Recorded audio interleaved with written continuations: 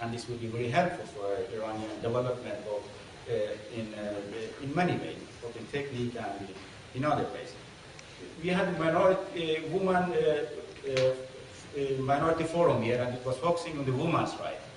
And there was many speakers, many people that had experience like us, and women also from India, from other places, from Iran and everywhere else. It was understood that women in the countries where there are minorities, be it religious minorities, ethnic minorities, they suffer 5 times more than average the people that or person belonging to the group that is dominant in the society. Because women often even have these patriarchal societies does not give them the same right at home like the man, and then also in education, and then also when they in the workplace also they have more difficulty to get a job.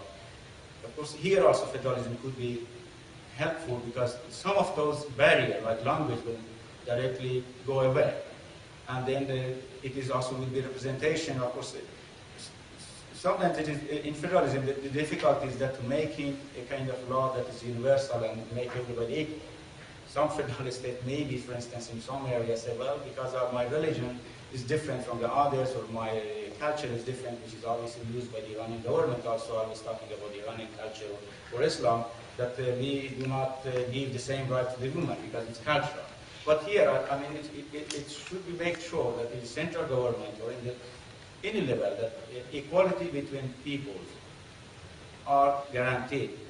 If you are a woman or you are a man, there it should be some kind of guarantees that no state or no constitutional state in federal Iran in the future would try to use the religion or try to use the culture or to say that it is early for other people to give the equal right to the woman. This kind of guarantees should be made in the central level. There are some provisions should be made in the constitution that guarantees those things. That, of course, this would not change everything in the ground, but it would give the mechanism to the woman to defend themselves, as it would give us the mechanism in Iran if it was a free and democratic country and it would guarantee the use of language in our mother language, then we could have fought for that one. But we know in Iran, if you do this kind of thing, we have the Kurdish example, we have Baluch example, people who have tried to teach their own language in the schools, they have been arrested and executed.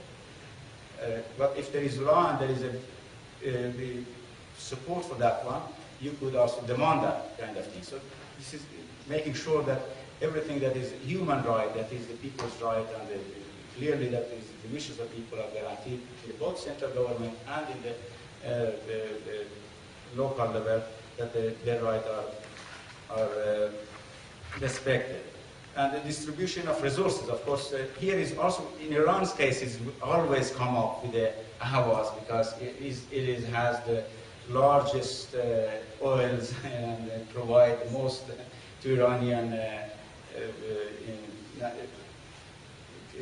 the Iranian BNP, all the money that they are needed. Here they say people, well, if Iran is a federal state and the Ahvaz has control of the resources, and if it goes there, and then the rest of the country will become very poor. Still, in my opinion, it is poor. It doesn't matter if you have the oil from the Ahvaz or doesn't have it, because many countries, if you have seen South Korea and Iran, almost started at the same level for 50 or 80 years ago. And you can see South Korea where it has come without oil. It's buying the Iranian oil, but Iran is buying all the technique from them. So the oil question should not be the question about how Iran should be federal or not. Of course, there should be provision that if an area is richer in technology, richer in natural resources or gas, it should contribute to the national government and other regions' development. But that should not be like this today, that 100% of the natural resources of one area is taken away and is invested in other areas, or mostly invested today in different sections of Iranian military, Revolutionary Guard, Basij, army, and then the Iranian intelligence service, and now Iranian government is trying to build a nuclear bomb or something like this. So this, of course, there also I think federalism would be helpful for Iran, because when you decentralize the power and the regions have a say, they cannot put this kind of ambition in the thoughts of the people. I mean, Iran has always had this kind of ambition that that they should be dominant in the region. Iran should be dominant in the region, not for the right reason, but for the wrong reason, because of the historical claim and because of the religion of Shia Islam. If it is for the right claim that you are technologically more advanced and you can somehow economically more advanced and you work for the peace in the region, that would be really good. And this is what we want Iran to be, because Iran is central in that area. It could have a good impact if it's a democratic country. It could have some values that it can share with others. But today, the Iranian government, for the wrong reason, want to be dominant in the region. And this also somehow could, with the federal state, where the regions have their own power and they will not want to get in trouble. I mean, Baloch does not want any way to occupy Karbala, which was the wishes of Mr. Khomeini, and still the Iranian government is trying to do the same, to go to the courts via Karbala. Because we will never say yes if we have power in Iranian government somehow to say yes, we are going to attack Iraq or we are going to destabilize Iraq to gain Karbala. And this also would be very helpful for Iranian situation, for the international community, or for the region also. Iran is a decentralized country, a country that stands by its own people and respects its own people and can respect the region and can earn respect from the region. I think. Thanks, Mr. Brodai, for your presentation. We expected to have Mrs. Fakten Zamani from the Association for the Defense of Azerbaijani Political Prisoners in Iran with us, but unfortunately she couldn't manage to come into the palais, so maybe for the next time. Now I open the floor to questions. I ask you kindly to introduce yourself and your organization. And before giving you the floor, maybe I had a question. Mr. Brodai, do you think that this possible federal state can be built on the actual administrative division of the country? Especially having in mind that some national minorities are spread in different provinces, or the political map of Iran has to be redrawn? This is also a good question. I mean, this is people never have been a 100% region you cannot find anywhere in the world. And politics is always about innovation. We should sit down in Iran and see what we should, how we should change. And for instance, for the Baloch area that are in Kerman or that are in Hormozgan, there was for about 40 years ago they were part of Balochistan, but then the government decided that this part should go to Hormozgan and that part should go to the Kerman. And I can say after there are wishes from those people also to be in the Balochistan province. Even the Islamic government, they suppressed them. They religiously they were Shia. That was the reason regime took them to the Kerman region, because they were not in that side, that other, the Sistan side of the Balochistan, that we have a Shia group, which also living, but they were on the other side. They wanted those to be in the Kerman. That's way to make sure that they are not in the Baloch also and they are in the Kerman region. After the revolution, they thought maybe, even they met Khomeini, and they gave some kind of announcement that they did this mistake to write that it was not a mistake, but they're just writing, and the regime used that word. That they said, we want to rejoin our motherland, Balochistan. For the government of Iran, motherland is Iran. So they were suppressed, and 8 people were killed, and then they give up. The problem is that we have, for instance, there are different ways of solving this problem. We can have regions. In some regions, obviously, you cannot have just one language. You have to have 2 languages. For instance, there are people that are living together.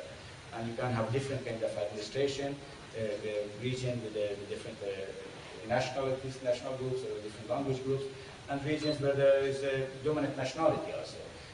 I think this is something that we can solve, but there are historical questions, and we can also go to the people. Here in Switzerland, I think there is still sometimes trying to redraw the map. So redrawing the map shouldn't be a problem. It's only should be taking care that the people do not use it to start some kind of violence act. And so to make sure that we do not try to get people against each other. And in the international community and also in the academic level, you have a kind of cultural self-determination. people that can live wherever they want, but they can have a cultural self-determination. For instance, in a place like Tehran, there are different groups of living. There should be a mechanism for those people that want to speak, go to the Baluchi school, they can have their own Baluchi school. Those that want to go have the Azerbaijan, Turkish school and Persian school and Kurdish, because there is a large group in Tehran. You cannot build Tehran, as just said, here in Tehran it should be free zone for the Persian, for the Farsi, or Zahedan, where we have now a large migration from other parts of Iran. Some of them are born there, not in the first generation, some of them are now in third generation. And they don't know anywhere else in Iran, so they have lived in Zahedan, and so we should have, not only for the Iranian migrants, I think we should also make sure that Afghan migrants that have come to Balochistan and they speak Pashtun, they should have their right to their schools, and it's not bad for us to have some people speaking Pashtun. If we have an ambassador in Afghanistan, then we can be speaking Pashtun also. It would make good feeling. I mean, in Iran, always people think that it's best to speak Persian. But in Pakistan, I have a Baloch friend, and it's Urdu also the language there that is common language according to the government. But people speak several languages. My job is try to learn Balochi and try to learn Sindhi.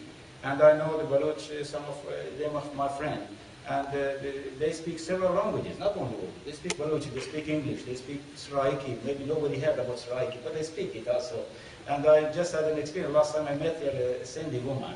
She said she was with one Baloch leader in London. He came from Balochistan. They went to see Mr. Aftaf Hussain, he's a Urdu speaking leader for the Muhajirs. And then she said, then we were talking in Urdu, and suddenly he wanted to talk to me, started talking in Sindhi. And I was surprised. I thought, do you speak Sindhi? He said, yes, I speak Sindhi fluently.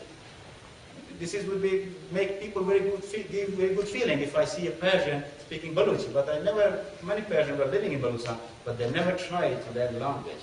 I think this should be a give and take in Iran.